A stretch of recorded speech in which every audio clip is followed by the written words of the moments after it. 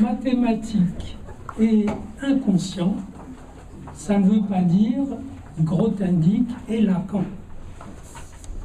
Les mathématiques ont un rapport à l'inconscient, et une des questions qui m'a poursuivi depuis que j'ai fait des mathématiques et que je faisais une psychanalyse, et ensuite en faisant de la recherche mathématique,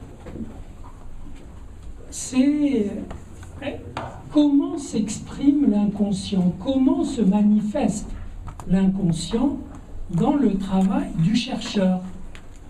Et j'en parlerai, car quelqu'un a invité les psychanalystes à rencontrer les mathématiciens.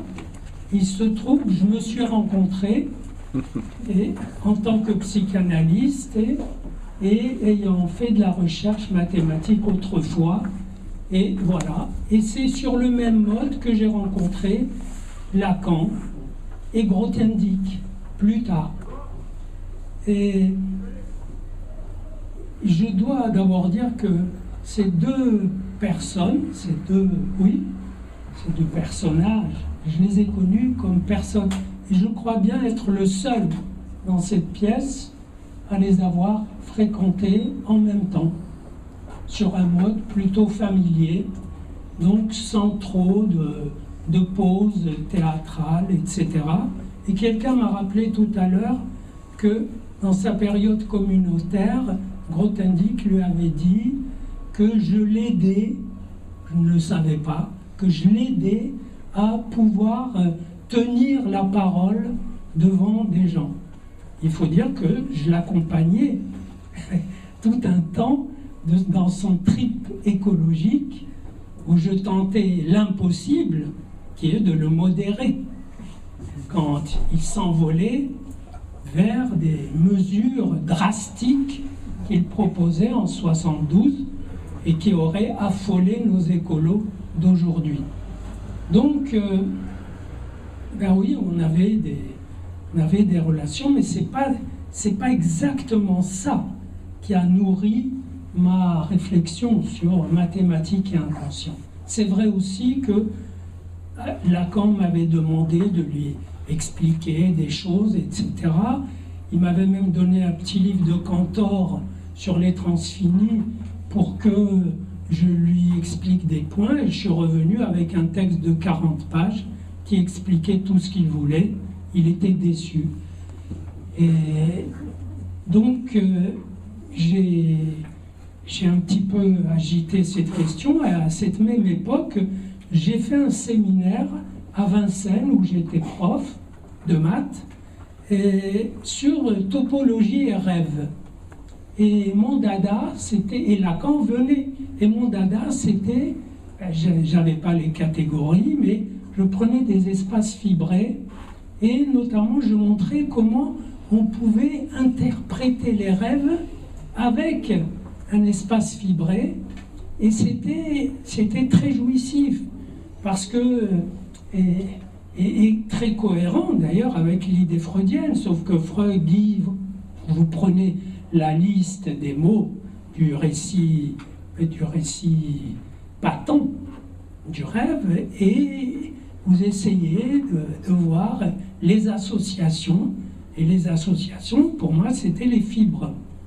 De là, d'ailleurs, c'est une idée qui m'a poursuivi tout le temps, l'idée des fibres, des faisceaux, etc., puisque il y a une unité formidable, puisque je faisais, il y a 50 ans, un séminaire sur topologie et rêve avec des fibrés et des faisceaux, et je me retrouve à opiner sur le joli bouquin de Alain Cohn et Patrick Lafaille, et je me trouve à opiner sur un topos qui est un cas particulier des topos de diagrammes, eux-mêmes cas particuliers de topos fibrés. Donc ça se boucle pour moi, c'est très, très agréable.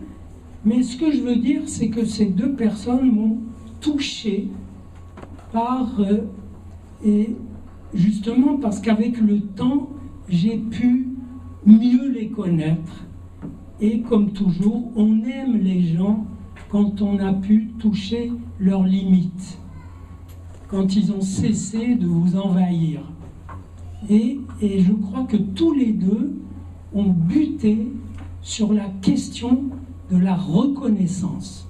Lacan a travaillé, les gens ne savent pas que les discours de Lacan étaient dits devant un auditoire où il était hors de question d'objecter ou de faire la moindre remarque. Donc, ça mettait Lacan d'autant plus en danger. Il fallait qu'il remplisse cet auditoire 2 fois par mois pendant 20 et quelques années. Il travaillait sous pression dans le but d'obtenir une reconnaissance de quoi? Au-delà de sa personne, reconnaissance de l'appropriation qu'il faisait de l'héritage freudien. C'est-à-dire du fait que, à partir de lui, il aurait aimé qu'on dise la psychanalyse, c'est Lacan. Et c'est pourquoi aussi son rapport avec les mathématiques était très, très ambigu. Je comprends que Alain ait été séduit par la dimension intuitionniste des formules de la sexuation, qui est entre nous la dimension qu'on rencontre dans la vie. On dit il n'est pas impossible qu'il vienne, c'est pas pareil qu'il viendra. Mais de toute façon, on était sorti de la logique aristotélicienne, puisque dans la psychanalyse, on n'est pas dans le principe d'identité. On n'est pas dans A égale A. Donc, on a déjà largué les amas. Mais non, donc ce qui l'intéressait très fort, et c'est pourquoi il ne s'intéressait pas aux démonstrations que je lui faisais. Je me rappelle, je lui faisais les démonstrations sur la corde vibrante, et il disait, mais il ne comprenait pas du tout. Ce qu'il cherchait, c'était une forme, le cross-cap, le nœud borroméen, quelque chose, des formules qui constitueraient sa signature à lui dans le discours de la psychanalyse. Et il a réussi pour les lacaniens qui l'ont suivi. Pour ceux qui ne l'ont pas suivi, ils regardent ça avec des fois moquerie, ce qui est un signe de bêtise. Et pour ma part, j'ai beaucoup appris dans les questions que j'ai posées tout à l'heure, la réponse qui m'a été faite. Qu'est-ce que tu veux que je te dise? Quand j'ai demandé en quoi ce tort il vous aide à repérer le bon moment, etc. Qu'est-ce que tu veux? Mais il n'avait rien à dire, mais il a tout dit. Il a dit qu'il avait besoin de ce tort pour écouter les patients. Vous comprenez? Exactement comme Lacan avait besoin de certaines formules, de certains objets, pour se soutenir en avançant dans son discours. Ça veut dire qu'il faut vraiment respecter ce dont les gens ont besoin pour parler. Quand on parle comme ça à la légère, et alors qu'on argumente, mais non, c'est bête ce que tu dis. Ah si, je suis d'accord, etc. Mais c'est une manière totalement asymbolique de voir les choses.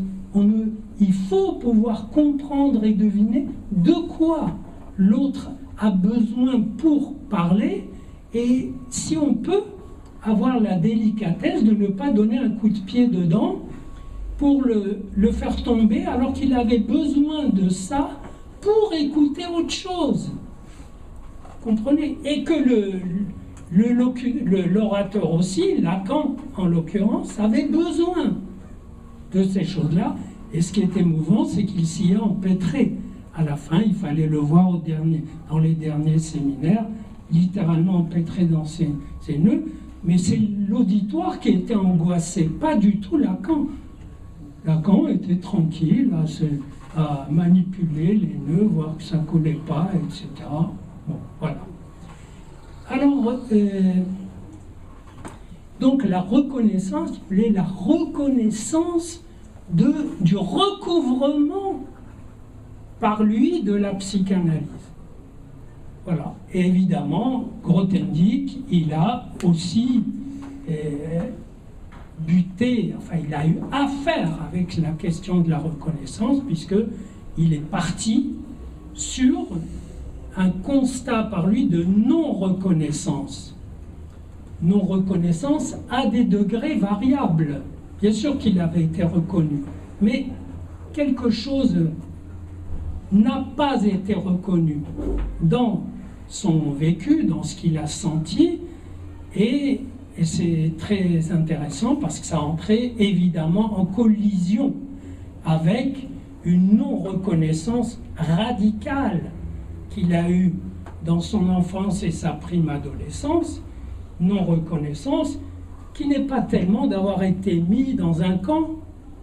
Beaucoup d'autres y ont été, ça fait un traumatisme plus ou moins grave. Moi je trouve que le traumatisme, pour lui, ça a dû être de retrouver son père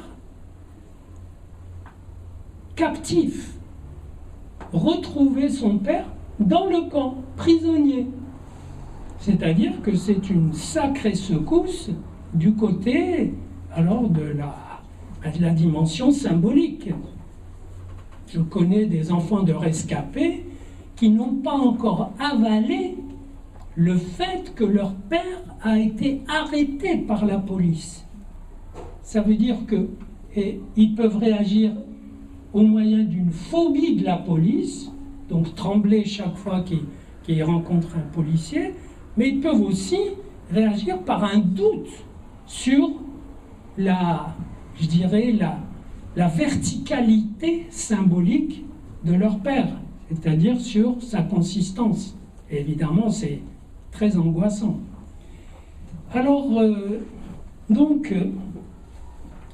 et voilà ce qui s'est passé. Donc, j'étais dans la mouvance de Lacan, j'étais dans son école, ça s'appelait à l'époque analyste, membre de l'école, et puis j'ai vu que je n'avais pas besoin de ces choses-là, de son discours, où il mettait beaucoup d'incompréhensibles.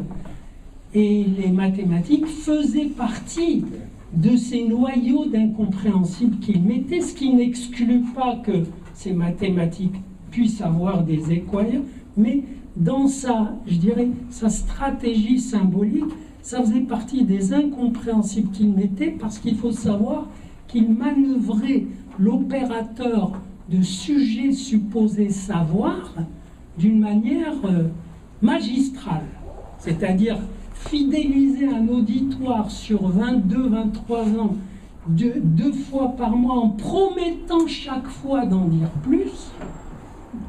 Moi, je vous recommande la lecture de l'acte 3, scène 3 de Othello dans Shakespeare. Vous verrez que là, c'est mis en œuvre dans une dimension d'emprise beaucoup plus forte et perverse. Et là, Lacan n'était pas dans le montage pervers. Mais l'emprise se fait de cette façon-là. Alors, et voilà ce qui s'est passé, c'est que, ayant vu que je n'avais pas besoin de ce discours et de ces mathèmes, etc., j'ai commencé mon propre travail. Et il s'est trouvé qu'il s'est centré sur un livre que Alain a mis en exergue d'un entretien qu'on a eu, qui s'appelle « Entre deux ». C'est-à-dire que tout comme Schourik, Grothendieck, tout comme lui, je me suis dit un jour que ce n'est pas possible de travailler uniquement avec la notion de différence ou d'opposition entre deux termes. Le bien, le mal, ici, ailleurs, le père, la mère, masculin, féminin, ça, c'était pas possible. Et ce livre rassemble une vision des choses, des gens, de la réalité, qui est à base d'entre-deux. Imaginez que la différence, ce soit un trait, et que, avec des ongles fins, j'ouvre le trait, et ça ouvre un espace entre deux. Donc un espace d'interaction. Donc, en attendant qu'on nous fournisse le topos de l'inconscient de chacun, moi je travaille avec le fait de me questionner à quoi ressemblent certains entre-deux fondamentaux de la personne que j'ai devant moi, et surtout qui vient pour demander mon aide.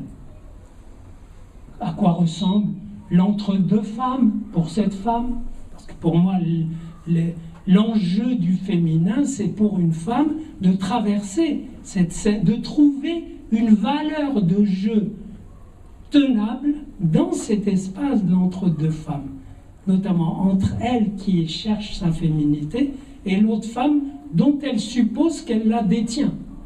Elle détient tous les attributs du féminin. L'entre-deux, un couple se met ensemble, et la question, comment va l'entre-deux femmes de celle-là?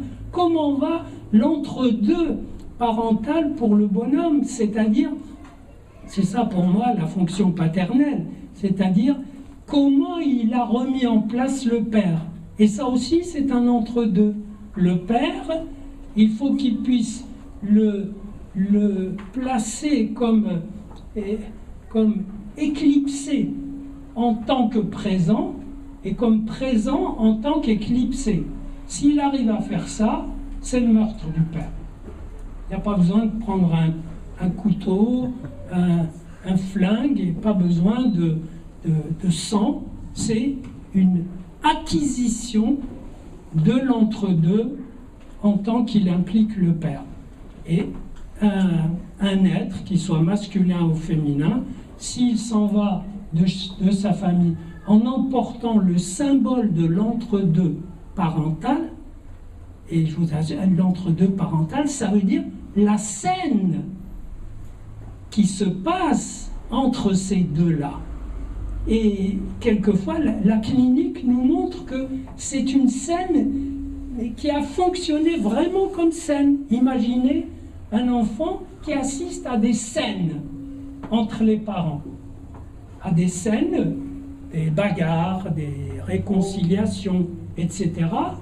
Bien, il voit que, un des effets de ces scènes, figurez-vous, c'est de l'inscrire, lui, comme sujet qui ne compte pour rien, parce que ses interventions sont nulles dans une scène pareille. Mais ça veut dire aussi que ça le coince à la place du tiers, donc dans une position, dans l'entre-deux, dans une position dans le topos, disons. Et à ce moment-là, c'est catastrophique, parce que dans la vie, la personne sera coincée entre sa quête d'une place à soi comme sujet, voilà, qu'est-ce que je veux, qu'est-ce que je désire, et la place de tiers où il est convoqué. Ça peut donner, j'ai des cas de ce genre, une personne qui ne se demande même pas s'il désire cette femme, mais qui est déjà préoccupée à comment la réparer dans les symptômes qu'elle manifeste. Ce qui est très spécial. Donc, en fait, ça croise le questionnement que j'ai entendu sur les topos, mais d'une manière, je dirais, non formelle.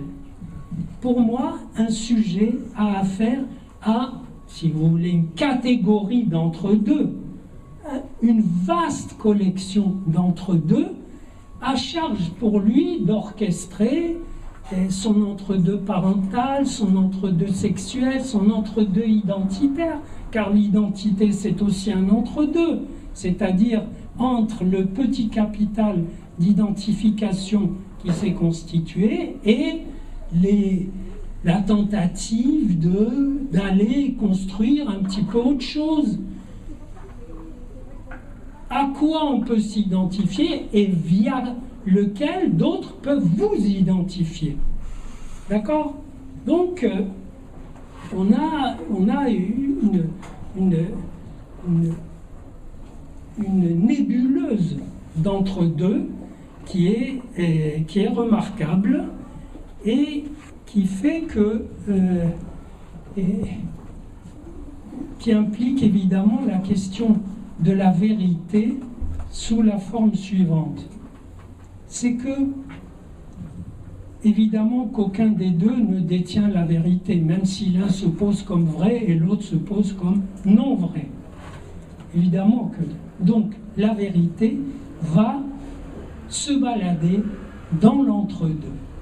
Exactement comme tu l'as montré dans ton topos. Ça veut dire que, en réalité, imaginons, comme moi je n'ose pas dire on est dans un topos parce que il faut savoir, il faut le traduire en termes concrets. J'ouvre d'ailleurs une parenthèse. Quand c'est traduit en termes concrets, comme je l'ai vu faire ce matin par Stéphane, c'est très joli et très agréable parce que il montre que, par exemple, dans un ensemble à 3 points ou à n points qui est connexe, alors qu'ils sont distincts, eh bien, s'ils sont d'accord tous un par un, ça ne veut pas dire qu'ils sont tous d'accord. Sur la vérité, bien sûr, sur la question qui est posée. Mais dommage qu'il faudrait regarder l'inverse aussi. Il peut arriver dans la vie, je ne sais pas si le calcul le permet, qu'ils soient tous d'accord, mais sans qu'aucun ne soit d'accord. C'est-à-dire qu'il y a un effet de groupe, et oui, mais c'est ça aussi les concrétudes de la vie. Mais je laisse de côté cette chose-là, et ça rejoint une réflexion que j'ai eu à me faire récemment en terminant mon commentaire de toutes les pièces de Shakespeare à propos de la vérité. Et là, pour le coup, ce sont des scènes, puisque dans Shakespeare, vous avez 2 pôles antagoniques dans chaque pièce, même dans les comédies amoureuses, il y a deux pôles vraiment bien distincts, et c'est l'entre-deux qui est déployé sous forme d'une série de scènes. Et une des idées qui hante Shakespeare et qu'il va absolument faire passer dans le plus de pièces possible, c'est qu'une vérité n'a de valeur que si elle est jouable. Jouable, ça veut dire articulable dans un ensemble de scènes de l'histoire desquelles émergerait quelque chose qui ne soit pas forcément évidemment la vérité initiale, mais qui soit autre chose. Et il a un exemple merveilleux dans une pièce qui s'appelle Henri VIII. Il y a un type qui s'appelle le duc de Buckingham et qui veut absolument aller dire au roi que le cardinal est un escroc, un vaurien. Et le cardinal est puissant. Et on lui dit que quoi, tu sais bien, attention, tu risques d'avoir des ennuis. Mais avant qu'il soit arrivé, lui, devant le roi, le cardinal a monté un procès avec des faux témoignages qui se tiennent, et avant même qu'il arrive, il était condamné à mort.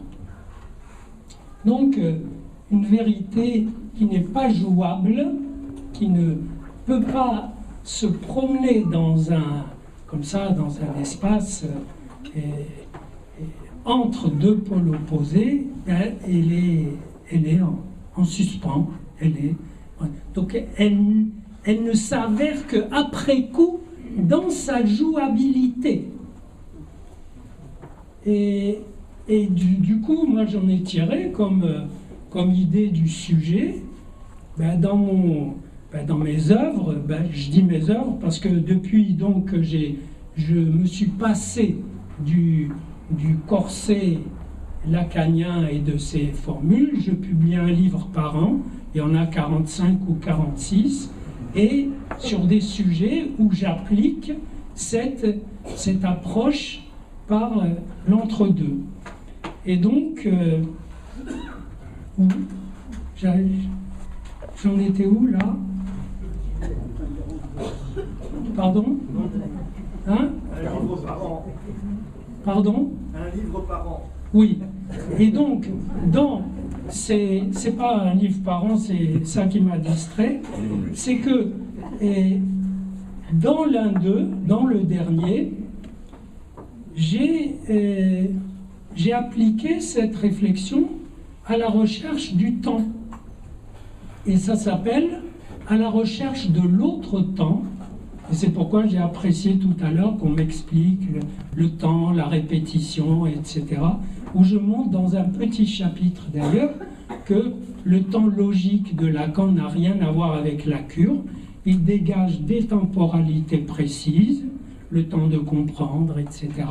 Mais que ça ne dit pas grand-chose sur le temps. Et je montre que le temps, j'essaie en tout cas d'articuler ma réflexion sur le temps avec justement ce modèle, pas forcément du tort, mais prenons le tort, prenons le cercle, mais dans lequel il n'y aurait pas seulement une bobine qui tourne et qui serait la droite irrationnelle et qui donne une certaine durée, mais tel que en chaque point, il y ait une fibre importante, et tel que les fibres soient assez tordues pour pouvoir se toucher avant et se toucher après. C'est-à-dire que ça peut rendre compte des phénomènes dans lesquels on a pensé une chose et elle était déjà réalisée. Vous voyez, des coïncidences. Et donc, voilà un exemple où cette réflexion sur les associations qu'on a à partir des éléments d'un rêve va s'étendre aux fibres qu'on peut associer à des instants T, de façon à avoir tout un ensemble, un faisceau, quelque chose d'important, et qui pourrait donner un sens non seulement au fait que notre temps ne passe pas pour nous, n'est pas vécu par nous comme un temps purement linéaire, ni même cyclique, mais que à chaque fois qu'il y a un moment de créativité, qu'il y a un moment de rappel, nous sommes en présence d'une autre circulation de temps.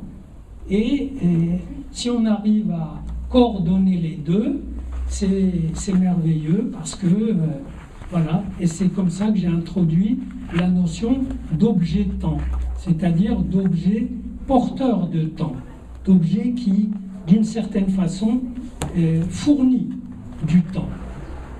Alors j'ai dit tout à l'heure qu'il faut, il faut respecter, et je respecte, la nécessité qu'ont certaines personnes d'avoir certains objets pour parler, certaines références, etc. Et je dis qu'en un sens, j'ai considéré que je n'en avais pas besoin parce que, justement, la question de l'être m'est familière. C'est pas qu'elle apparaît dans mon discours, c'est qu'elle est essentielle. C'est que notre rapport en tant qu'existant, notre rapport à l'être, eh bien, il est vécu à partir, on prend l'être, on prend notre part d'être avec des pinces qui sont des entre-deux. C'est-à-dire que l'entre-deux parental, l'entre-deux sexuel, l'entre-deux ici et ailleurs, l'entre-deux langues, l'entre-vie et mort, toutes ces questions qui défraient la chronique aussi. Et ça nous branche sur l'être en tant qu'infini des possibles.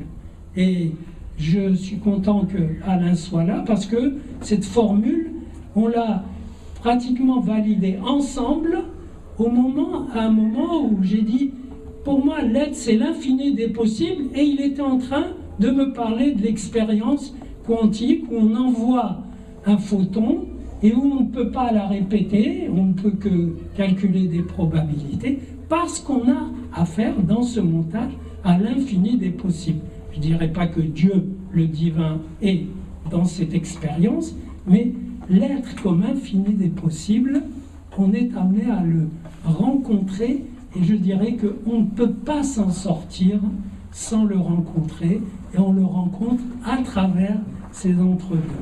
Dans la même foulée, je dirais, puisqu'il a été question ce matin de prophète, et de la question du mal.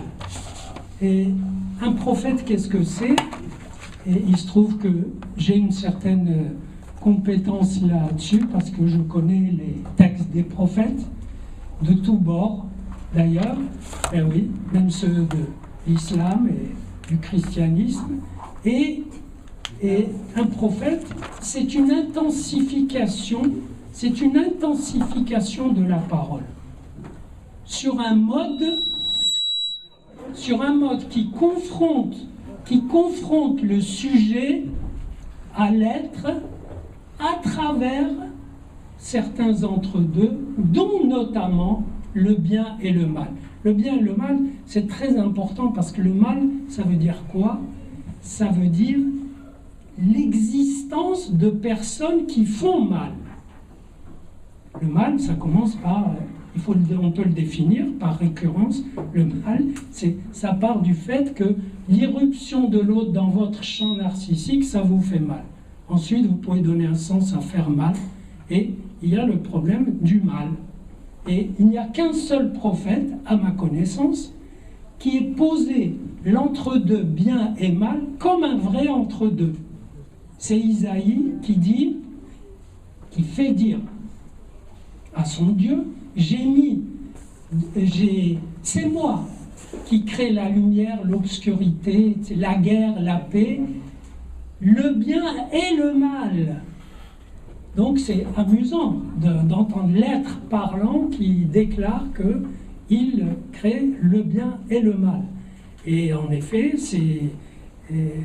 notre cher Grothendieck est allé s'expliquer avec ça, et très difficilement, parce que il a été capturé, accroché par une autre question, un autre entre-deux, qui est le don et la gratitude, ou le don et l'ingratitude.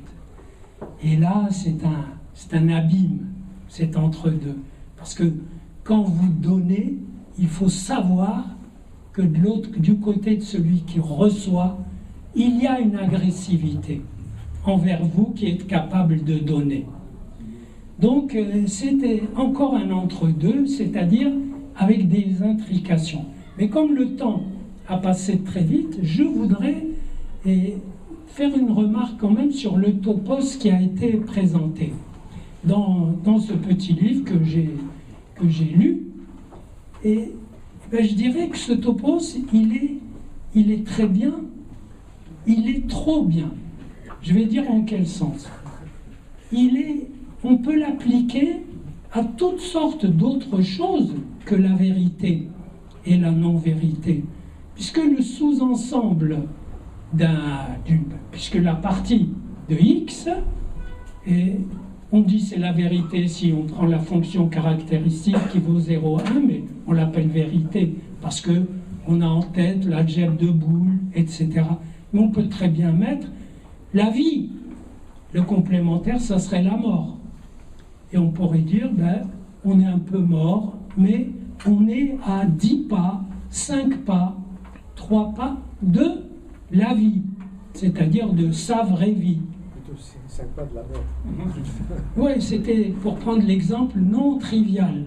L'exemple trivial pourrait être la mort. Mais on pourrait prendre d'autres valeurs. Ça veut dire que, en réalité, ce qui l'illustre le plus pour moi, c'est le fait qu'on a une scène, c'est-à-dire un entre-deux, dans lequel les valeurs d'une certaine fonction, par par exemple dans une pièce de Shakespeare, les moments forts de l'intrigue, tel meurtre, telle vengeance, telle chose, etc., sont en train de se déployer.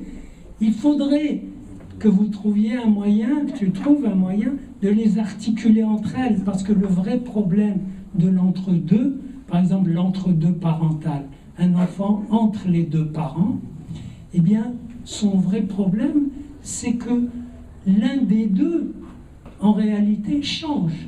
C'est-à-dire, aucun d'eux ne tient vraiment sa position de façon ferme. L'autre bouge. Et évidemment, ça chamboule complètement les repérages. Il va parler à son père comme quand il avait 5 ans et que le père n'entendait pas, alors que le père entend beaucoup maintenant et est déçu que le fils n'entende pas. Alors malheureusement, vu que le temps passe, je n'aurai pas le temps de vous dire quelques mots, mais je l'ai dit très vite quand même, sur ce qui est pour moi le corps du sujet, à savoir comment le chercheur en mathématiques rencontre l'inconscient, parce que pour moi, la mathématique, c'est une pratique ontologique qui symbolise le fait que l'humanité est en face de problèmes, l'humanité, des humains, des groupes humains, sèche sur des problèmes, c'est-à-dire est en but à des problèmes qu'elle ne sait pas résoudre, dont elle connaît certains bouts, exactement comme le mathématicien, mais le mathématicien sait qu'en insistant, il va passer, il va trouver un passage. Il ne sait pas si ça sera intéressant. Peut-être qu'il sera amené à jeter le sujet. Mais dans ce cas, il en prendra un autre. Et il reprendra cette question du passage. Le mathématicien illustre le drame, mais pas au sens dramatique, le drame, la dramaturgie de l'humain en but à des problèmes qu'il essaye de traverser. Or, cette expérience nous donne des repères extrêmement précis. Je vous en donne 3 ou 4. Un des premiers repères, c'est ce que j'appelle la séduction. Ça veut dire que devant un problème, au lieu de se désespérer, au lieu d'insister avec les mêmes choses, il faut essayer de séduire le corpus.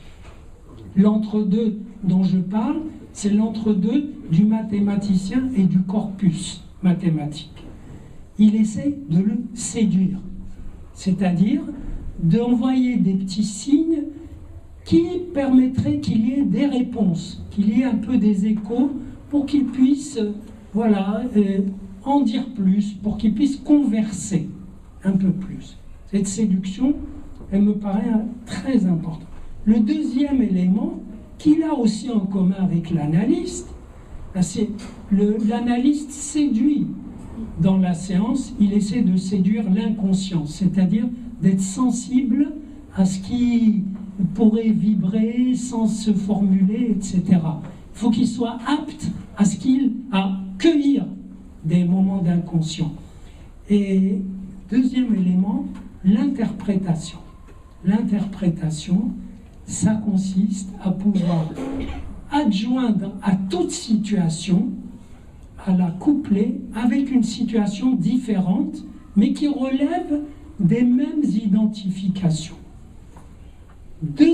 Troisième élément, la reconnaissance. Et je vais m'arrêter là-dessus, la reconnaissance. Le chercheur doit tenter de reconnaître des choses en principe méconnaissables, des proximités, et c'est très passionnant de savoir que la reconnaissance, c'est à la fois la reconnaissance de certains objets, avec tous les paradoxes sur la nouveauté, et la reconnaissance au sens éthique, au sens de reconnaître le don qu'on a reçu.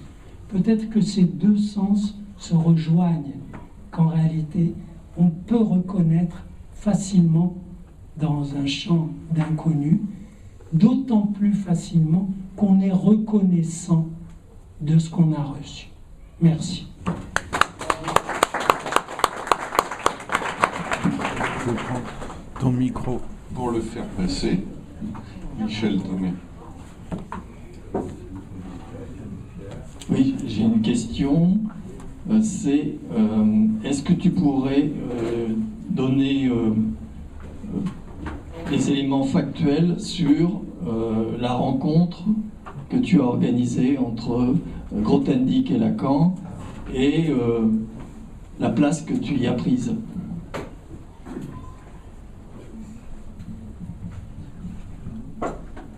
Comme tu veux, je comprends plusieurs questions. Ah oui, prends, vas-y.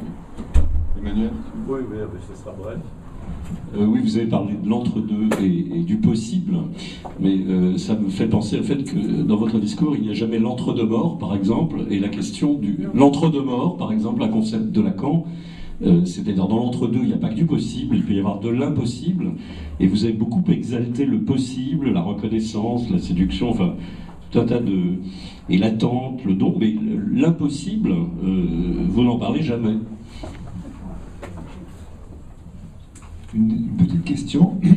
À quatre reprises, vous avez fait intervenir le terme de vie. Qu'est-ce que la vie? Ça, c'est bien les questions courtes et simples, surtout. Une dernière question. Des remarques brèves, parce que nous attendons juste après l'intervention de Claude Eisenberg. Pas de remarques? Bon, alors, Anatole Khelif. Alors, y a-t-il un lien entre la jouabilité d'une vérité qui s'avère sur la jouabilité et la notion de falsifiabilité au sens de Popper? Et Laurent Laforgue.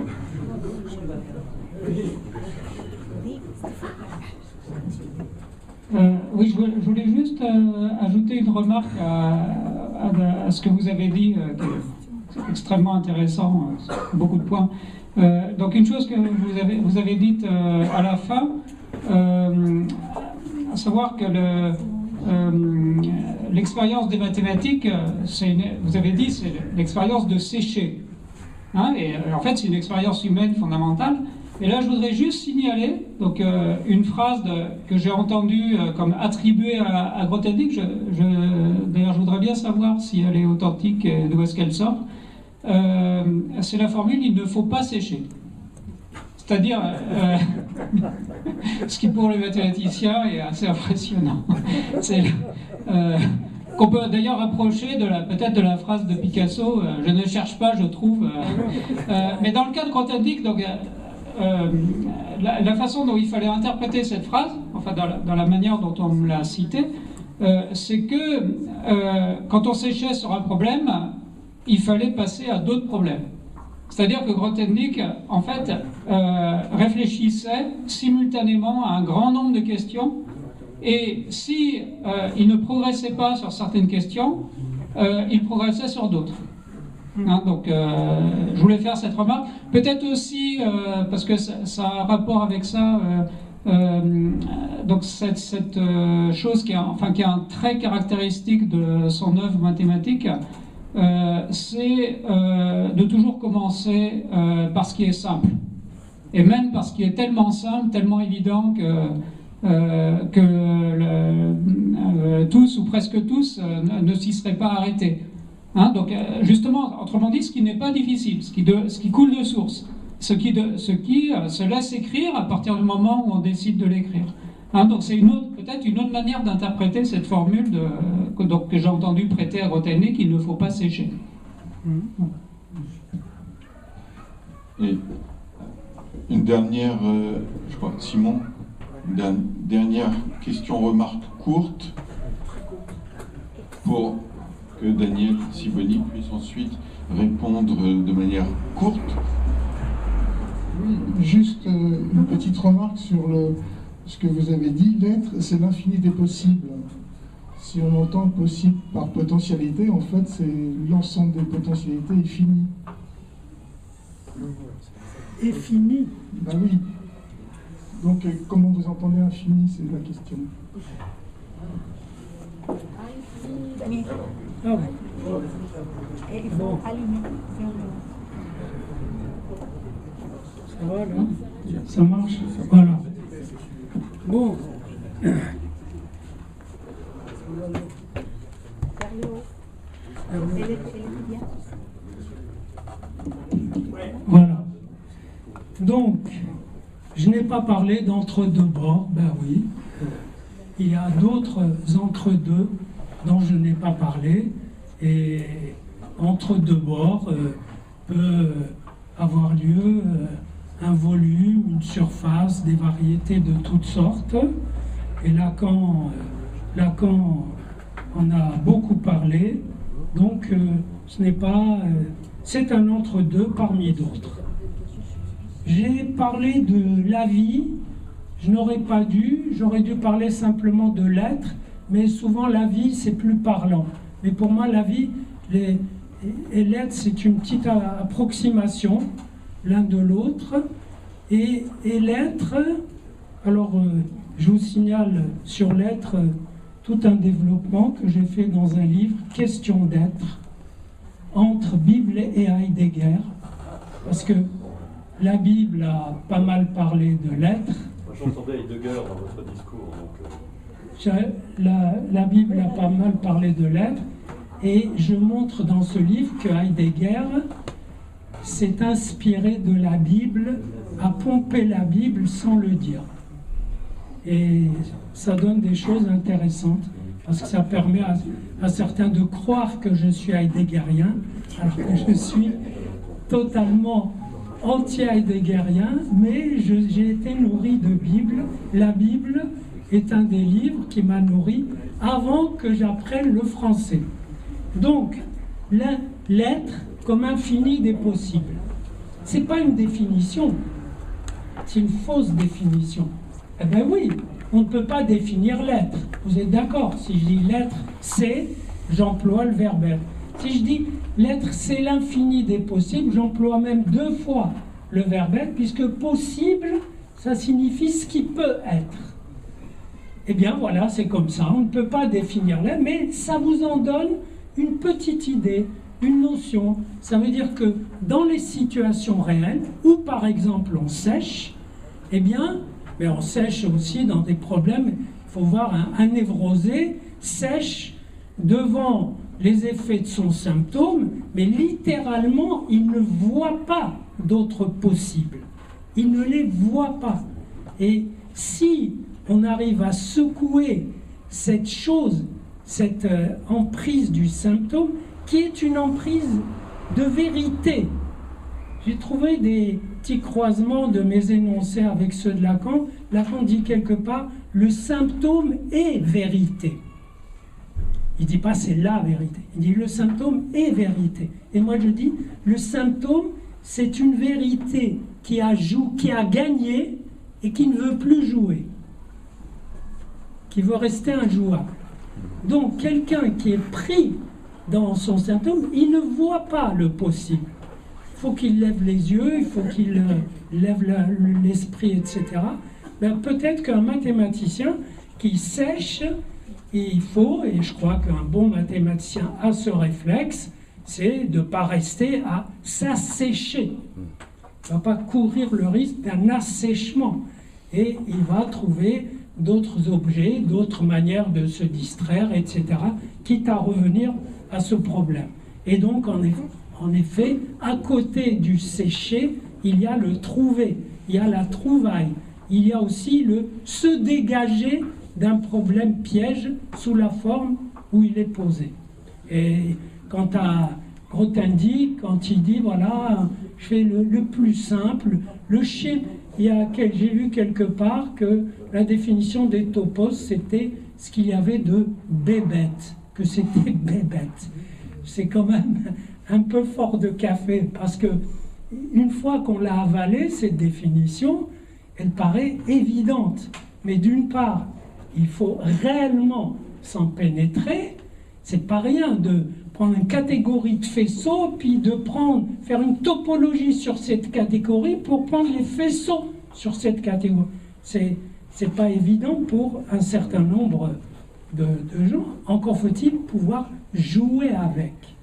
Et je pense que beaucoup de mathématiciens n'ont pas vu la résonance de la jouabilité de cet objet magnifique et qui en plus a des propriétés extraordinaires puisque c'est complet, co-complet, ça résout des problèmes universels, il n'y a pas de trou, c'est parfait. C'est presque, voilà, c'est presque trop. Donc il y a ce problème de l'entre-deux, entre sécher et trouver, et changer. Et d'autre part, j'ajouterai quand même un petit mot, et j'arrête là-dessus. Donc je vous ai dit que la vérité dans ces schémas-là, dans ces modèles, ça peut être remplacé par des tas d'autres choses. Donc ce qui compte là-dedans, ce n'est pas tellement le contenu de la vérité, mais cette jouabilité, et ça tient lieu pratiquement de ce que c'est que la vérité. Shakespeare attache une grande importance à torpiller donc l'idée d'une vérité, en montrant que c'est sa jouabilité qui compte, et il attache aussi une grande importance à torpiller les idées de causalité directe. C'est-à-dire il organise des scènes dans lesquelles une cause va avoir un effet, mais justement, ce n'est pas cet effet qui se produit, c'est un autre effet qui pourrait bien provenir d'une autre cause. Mais il fallait que la première cause entre en action. Autrement dit, là, c'est très beau. C'est là que mon idée d'être sensible à l'infini des possibles est absolument nécessaire. Merci. Ah, pardon. La première, c'est quoi? Ah, ma rencontre avec... Leur rencontre. Oui, la rencontre de Lacan-Grothendieck. Vous allez être très déçus parce que moi, je ne sais pas que j'ai organisé une rencontre, je n'organise pas, et dans le général, je n'organise pas. Je fais que les choses se produisent. J'avais dû croiser Lacan ce jour-là ou sortir d'une discussion avec lui. Et puis, je voyais Grothendieck le lendemain à déjeuner. J'ai dit à Lacan, venez déjeuner. Et ils étaient là. Et ça commençait pas mal parce que Lacan, il dit, mais vous êtes vraiment dans le réel, dans la jouissance du réel.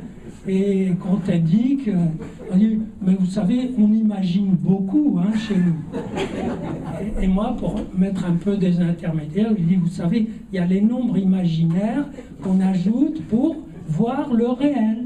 On ajoute beaucoup d'imaginaire, etc. Donc ça a commencé à partir comme ça, quand Grothendieck a dit, de toute façon, la recherche en mathématiques est terminée.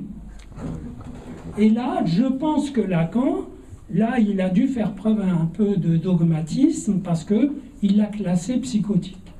C'est-à-dire qu'il n'a plus questionné.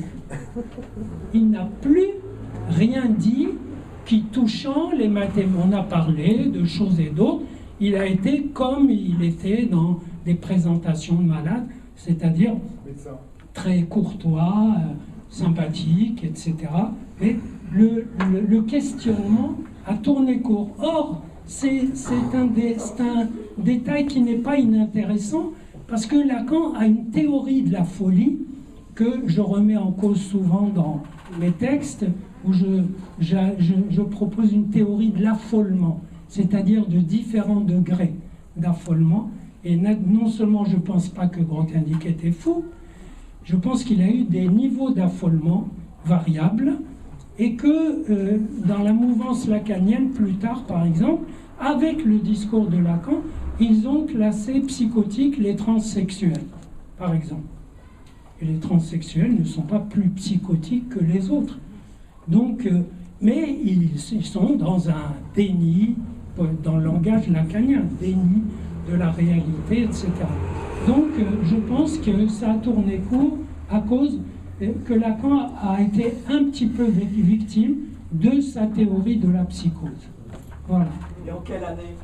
C'était en 73. Voilà. Merci. Ok.